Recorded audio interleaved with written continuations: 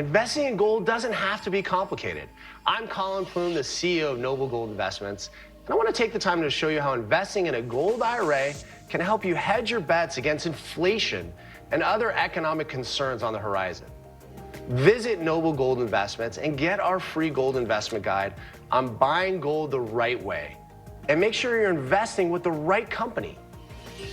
Visit noblegoldinvestments.com. Good evening. I'm still reporting on the coup. Please like, share, and subscribe down below. That makes our numbers go up and our income goes higher. Yesterday, Maria Bartiromo interviewed former Speaker of the House Newt Gingrich and the most accurate pollster of the last two presidential election cycles, Robert Cahaly. They both had something amazing to say. Newt clarified some conflicting information about what was just passed in the way of a new debt ceiling bill. Well, look, I think Speaker McCarthy had a big victory because it shifted the balance of power towards the House, which is much more conservative than the Senate, and it put him in a position of negotiating directly with Biden.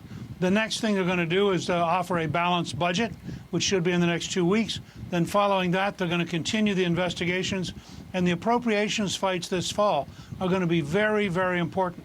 There are a lot of places where they can cut government spending well below the agreement. The agreement was a ceiling, not a basement, and I suspect House Republicans are going to move to cut a lot of programs in the appropriations this fall. The agreement was a ceiling, not a basement, meaning that the House can approve any lower number it wants. It just can't go any higher than the ceiling. And with the most conservative House of Representatives in years, it's a sure bet that it will be a much lower number than the Democrats want. Newt then explained that he expects the House will approve zero money for the new $4 billion requested for a new FBI headquarters.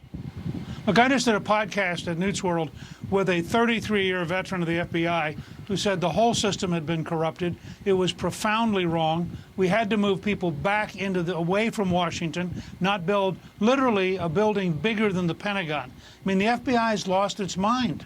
It wants to be a national police force and a national intelligence force, and the House Republicans should zero out that building, force a profound change in the FBI, shift people out of Washington back to the local offices where they cooperate with local police, and return it to being a law enforcement agency, not an intelligence agency that attacks Americans. Then Maria asked Robert Cahaly about the Trump race against a growing multitude of candidates.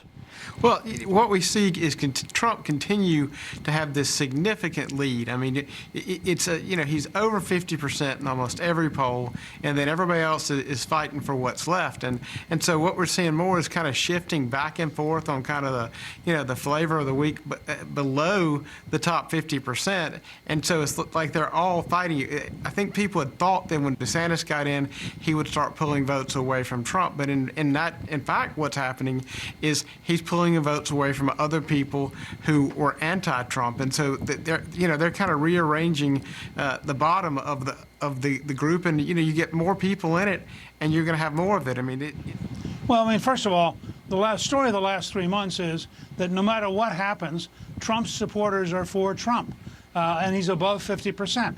Second, that DeSantis had a shot at consolidating, so it became a race between two people. He totally failed to do that. That's why you're seeing all these new candidates.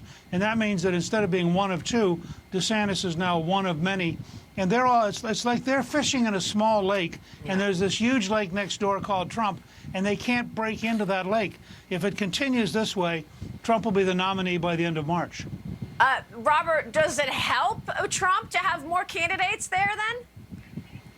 Absolutely. And going on what the speaker just said, one of the things we found funny is when we ask people second choices, even though we tell them you have to choose somebody other than your first choice, the Trump people always choose Trump again.